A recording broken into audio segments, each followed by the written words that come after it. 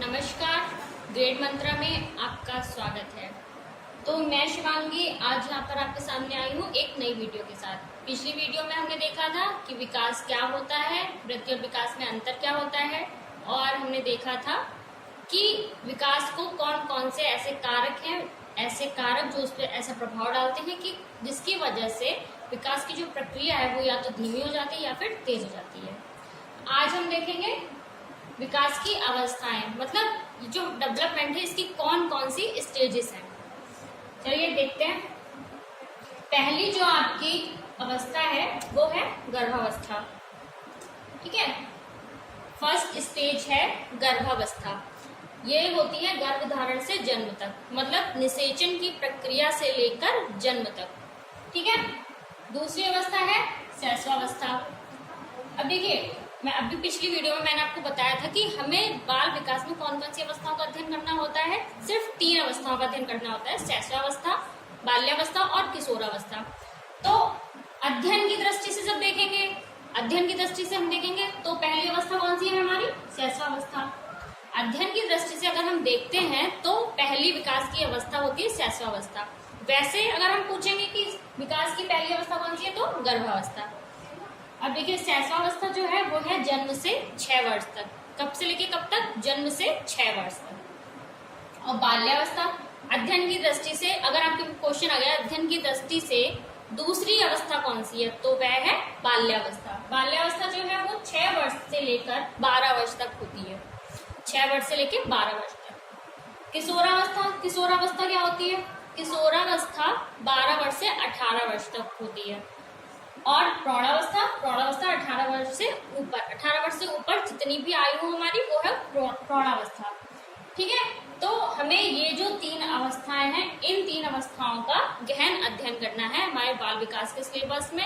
देखिए, ज्यादा फालतू पढ़ने से कोई फायदा है नहीं, तो हमारे यूपी टेट में जो भी है मतलब इन्हीं 3 अवस्थाओं का अध्ययन करना पड़ता है।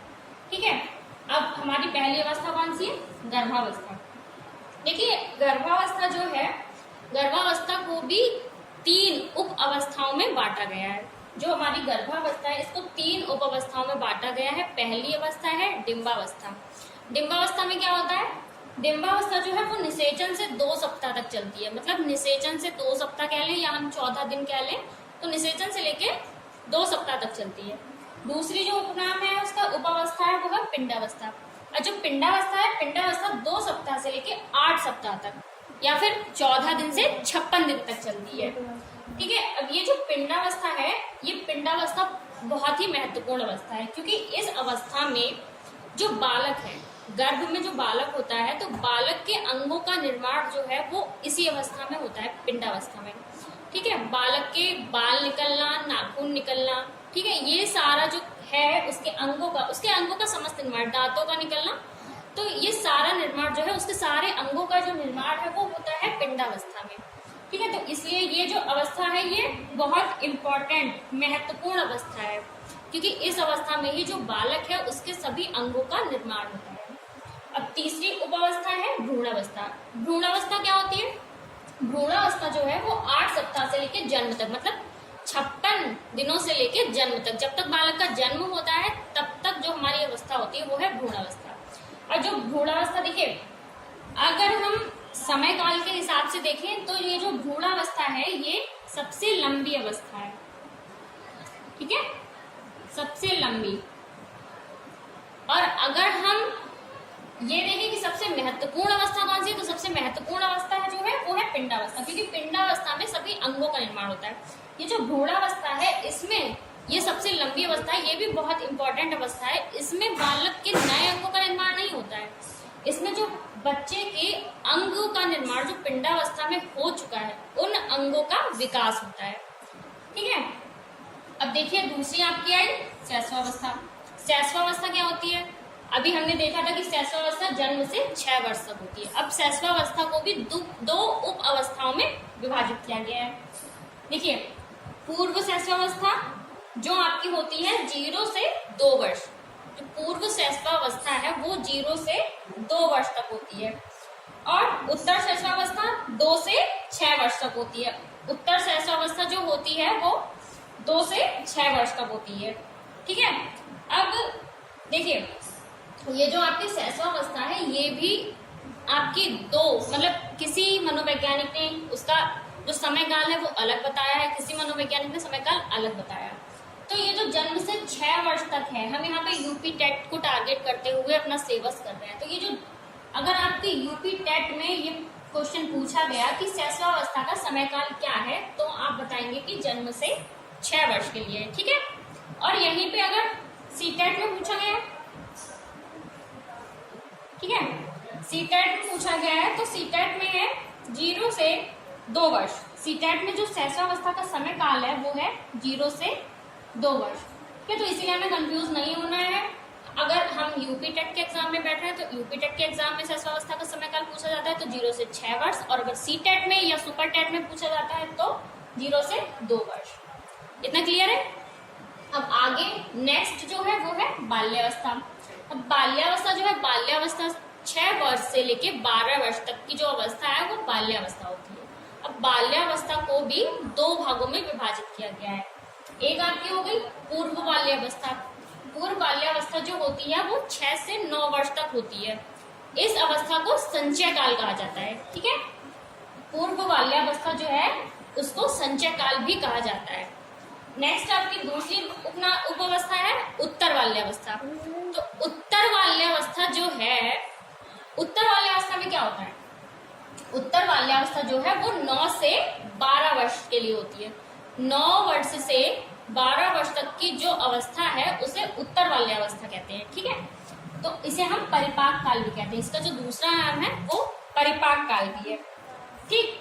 तो आपको समझ में आ गया। अब ये जो बाल्यावस्था है, बाल्यावस्था देखो अगर हम पूछ रहे हैं कि बाल विकास में हम किन किन अवस्थाओं का अध्ययन करते हैं, तो आपकी 3 अवस्थाएं कौन कौन सी, शैशवावस्था, बाल्यावस्था और किशोरावस्था।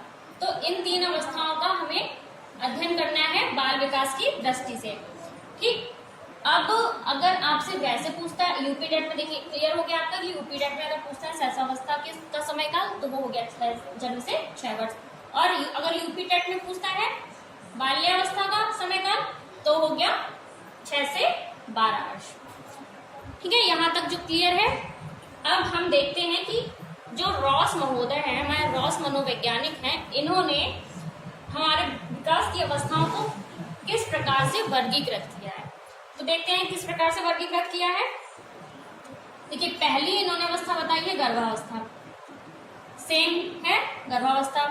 अब गर्भावस्था इन्होंने कब से कब तक बताई, गर्भ धारण से जन्म तक। जब बच्चा जो है वो माँ के गर्भ में होता है तब से लेके जन्म तक जो अवस्था चलती है वो गर्भावस्था है। फिर नंबर 2 शैशवावस्था। अब देखिए अगर रॉस के अकॉर्डिंग आपसे पूछता है कि शैशवावस्था का समय काल रॉस ने क्या बताया है, तो रॉस ने बताया है जन्म से 3 वर्ष, ठीक है, जन्म से 3 वर्ष। हमें कंफ्यूज नहीं होना है बिल्कुल भी, हमें इसको टारगेट करते हुए चलना है। अगर हम इसको टारगेट कर रहे हैं यूपी टेट को तो जन्म से 6 वर्ष, और अगर हम सी टेट को टारगेट कर रहे हैं तो जन्म से 2 वर्ष, ठीक है। अब रॉस ने बताया हमें शैशवावस्था का समय काल जन्म से 3 वर्ष। फिर इन्होंने बताया है पूर्व बाल्यावस्था। तो जो पूर्व बाल्यावस्था का समय काल जो रॉस ने बताया है वो है 3 से 6 वर्ष, ठीक है, 3 से 6 वर्ष। फिर उत्तर बाल्यावस्था, उत्तर बाल्यावस्था का समय काल 6 से 12 वर्ष।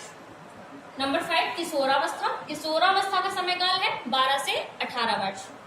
नेक्स्ट प्रौढ़ावस्था, प्रौढ़ावस्था 18 वर्ष से ऊपर, मतलब 18 वर्ष के बाद जब तक भी जीवन चलता है तो वो हमारी प्रौढ़ावस्था। ये जो आपका क्लासिफिकेशन है ये हो गया आपके रॉस के अकॉर्डिंग, ठीक है। इतना क्लियर है यहाँ पे। अब आइए नेक्स्ट हम देखते हैं हरलॉक के अकॉर्डिंग। ये जो हरलॉक है, हरलॉक ने क्या कहा है, हरलॉक ने कहा है, हरलॉक ने यहाँ पे अवस्थाओं की जो संख्या है वो बढ़ा दी है। देखिए हरलॉक ने जो पहली अवस्था बताई है वो है गर्भकालीन अवस्था, मतलब जो गर्भावस्था, गर्भावस्था कह लें हम या फिर गर्भकालीन अवस्था कह लें, बात एक ही है। तो इन्होंने इसका समय काल जो है गर्भधारण से 9 माह मतलब जन्म तक बताया है। देखिए हम ये जो पहली अवस्था है ये इस अवस्था का जो समय काल है वो हर जगह सेम माना गया है, निषेचन से लेके जन्म तक। अब दूसरी अवस्था है शैशवावस्था। इन्होंने जो शैशवावस्था बताई है, शैशवावस्था का समय काल इन्होंने बताया है कि जन्म से लेकर 14 दिन तक, मतलब जन्म से लेकर 14 दिन तक, 2 सप्ताह तक। ठीक। अब बचपनावस्था, ये इन्होंने एक नया नाम शामिल कर दिया है। नया नाम इन्होंने कैसे शामिल कर दिया है? ये जो बचपनावस्था है, इस अवस्था का जिक्र हर्लॉक के अलावा और किसी भी मनोवैज्ञानिक ने नहीं किया है। इन्होंने ये नया नाम दिया है इसको। तो ये बचपनावस्था हर्लॉक के अकॉर्डिंग 14 दिन से लेकर 2 वर्ष तक चलती है। 14 दिन से लेकर 2 वर्ष तक। ठीक है। पूर्व बाल्यावस्था, देखिए पूर्व बाल्यावस्था जो है, पूर्व बाल्यावस्था हर्लॉक ने बताया है कि 2 वर्ष से लेकर 6 वर्ष तक जो अवस्था है वो पूर्व बाल्यावस्था। ठीक। अब नेक्स्ट उत्तर बाल्यावस्था। उत्तर बाल्यावस्था का समय काल क्या है? उत्तर बाल्यावस्था का समय काल है 6 वर्ष से लेके 11 वर्ष तक। अब देखिए यहाँ पे ये इंपॉर्टेंट टर्म है वयासंधि। वयासंधि ये नाम भी इन्होंने लिया है, तो ये बहुत इंपॉर्टेंट है, एग्जाम में क्वेश्चन देखने को मिल जाता है कि वयासंधि क्या होता है। तो वयासंधि और पूर्व किशोरावस्था, मतलब जब हम बाल्यावस्था से बच्चा, जब किशोरावस्था, बाल्यावस्था का अंत होता है वहां पर, और किशोरावस्था में बच्चा जब प्रवेश करता है, तो वो जो अवस्था होती है वो होती है वयासंधि।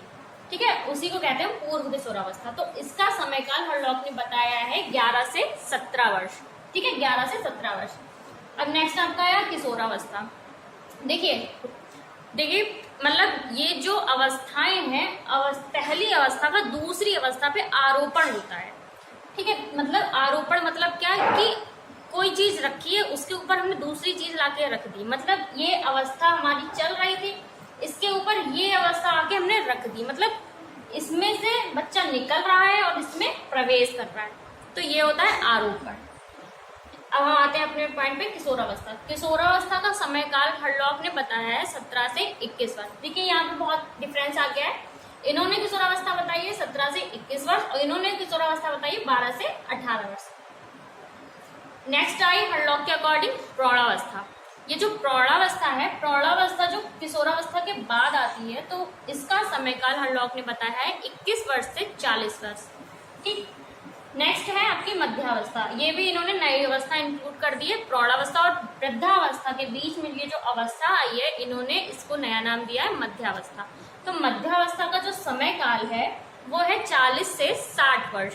ठीक है, 40 से 60 वर्ष। नेक्स्ट है आपकी वृद्धावस्था, जो लास्ट स्टेज इन्होंने बताई है हर्लॉक ने, तो यह है वृद्धावस्था। वृद्धावस्था क्या है? या तो हम 60 वर्ष से 80 वर्ष भी कह सकते हैं, या फिर 60 वर्ष से मृत्यु तक, मतलब जब तक जीवन चल रहा है व्यक्ति का, तब तक जो अवस्था चलती है 60 वर्ष से, वो होती है आपकी वृद्धावस्था। यहाँ पर हमने बस विकास की अवस्थाओं के नाम जाने हैं और उनकी उप अवस्थाओं के नाम जाने हैं। यहाँ पे हमने क्लासिफिकेशन देखा है कि कौन से मनोवैज्ञानिक ने किस प्रकार से किन किन नामों में किन किन समय काल के अनुसार अवस्थाओं को विभाजित किया है। जब आगे हम धीरे धीरे बढ़ते जाएंगे, अपना सिलेबस कवर करेंगे, तो हम ये जो अवस्थाओं, जिन अवस्थाओं का हमें अपने सिलेबस के अकॉर्डिंग अध्ययन करना है, अध्ययन की दृष्टि से हमें जिन अवस्थाओं को देखना है, तो वो आपकी 3 अवस्थाएं, शैशवावस्था, बाल्यावस्था और किशोरावस्था। तो इन अवस्थाओं का जो अध्ययन है वो हम आगे डिटेल में करते रहेंगे। ठीक है, तब हम जानेंगे कि शैशवावस्था में किन किन अंगों का विकास होता है, क्या क्या विकास होता है बालक का, फिर जानेंगे बाल्यावस्था में क्या विकास होता है, शैशवावस्था को और किन नाम से जानते हैं, बाल्यावस्था को किस नाम से जानते हैं। तो इन सारी अवस्थाओं का जो हम डिटेल में अध्ययन करेंगे वो हम नेक्स्ट आगे जैसे जैसे बढ़ते जाएंगे वैसे ही हम सिलेबस के अकॉर्डिंग बढ़ते जाएंगे। ठीक है, अब मैं आशा करती हूँ कि आपको ये सब कुछ समझ में आया होगा। अगर आपको कुछ नहीं समझ आता तो आप कमेंट में उस पर बता सकते हैं। आपका जो भी क्वेश्चन होगा मैं पूरी कोशिश करूंगी कि हाँ मैं उनका आंसर दे सकूँ आपको।